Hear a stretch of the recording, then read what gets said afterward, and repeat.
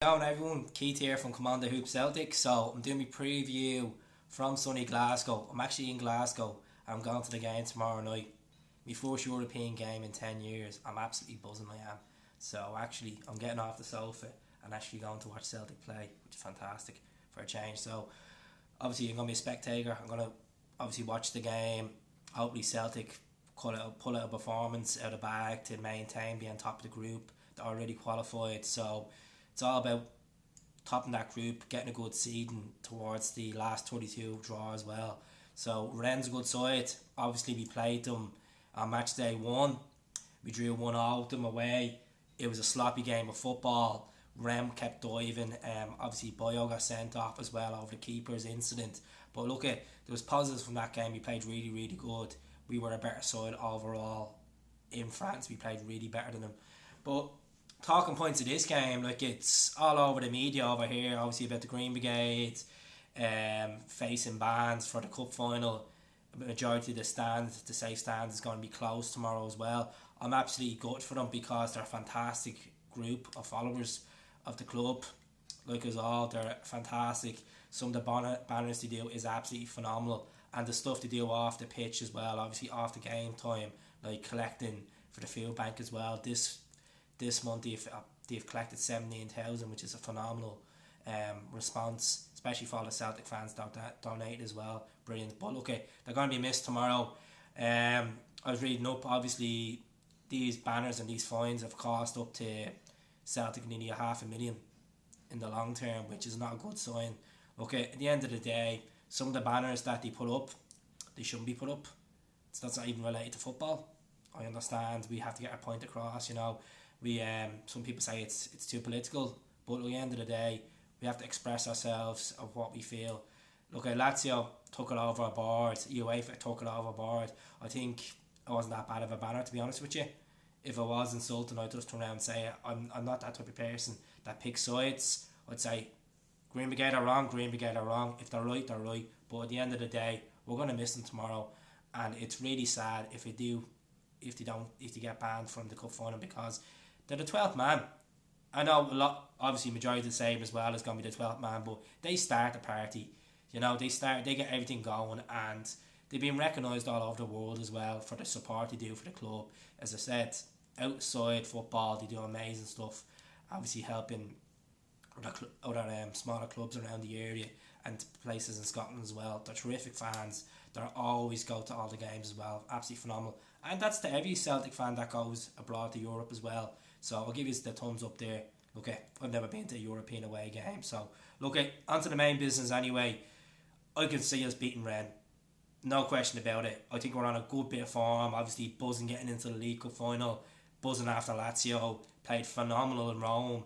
No question about it. I think we're gonna smash these, and they're not doing good at the moment in the French league. They got beaten the weekend as well by a team that's like not even great. They're not even doing good. They're not in the top of the table. So I'm gonna say 3-0 Celtic. The team's gonna be a bit of a weird one how he's gonna change it, because we're suffering obviously injuries as well. So in goal will be Fraser Foster. He pulled off some great saves over in Rome for us. So Fraser in goal. Left back, I'm gonna say Taylor. I think Taylor obviously has experience playing for Scotland. I think he's in the UEFA team as well, so I'd say I'm going to put him in there. Bongoli's still not 100%. Bongoli might play, but Hayes came off the weekend as well, so I'm going to say Taylor left back. The duo of Oyer and Julian. I think Julian obviously loves playing against the French teams. He has a bit of a buzz for it, so I'm going to say Julian in there with Oyer. Right back's a bit of a question mark. Frimpong was not eligible, so he didn't get the paperwork through in time, and Hamid was suffering with injuries, so it could be a case that he might get the nod. But if I was safe, I'd start Beaton in there. I know Beaton's not a right back, but he's slotted in there a few times in the qualifiers, and so he's quite comfortable on the ball, so I'd put Neil Beaton in there. Midfield, I would change it around, definitely change it around. I would put Brown still obviously in there. Scott Brown, the leader, European man.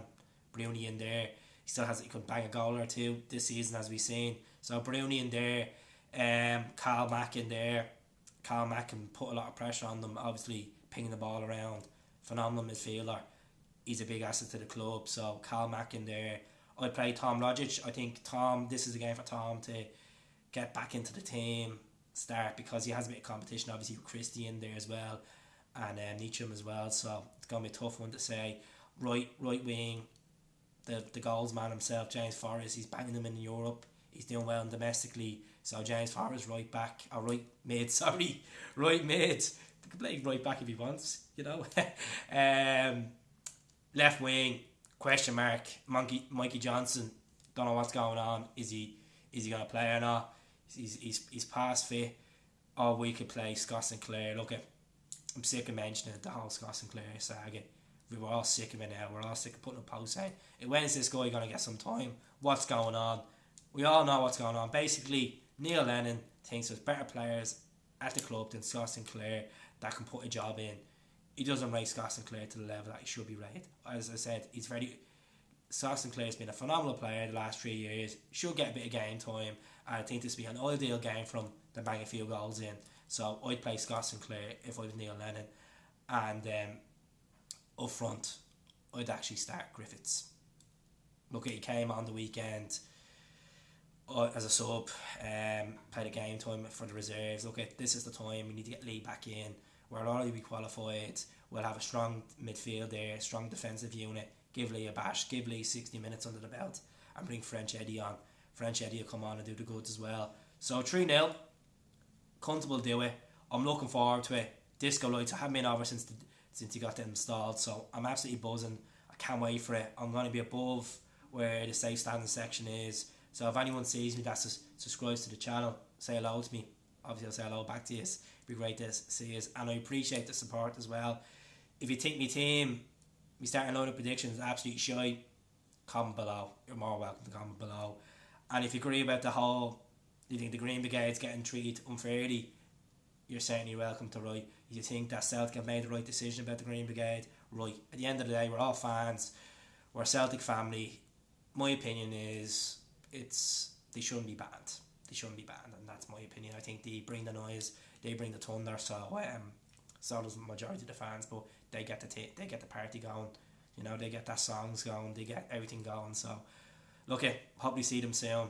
I wish us all the very best. Enjoy the game tomorrow, and hail, hail. Come on, the Celts.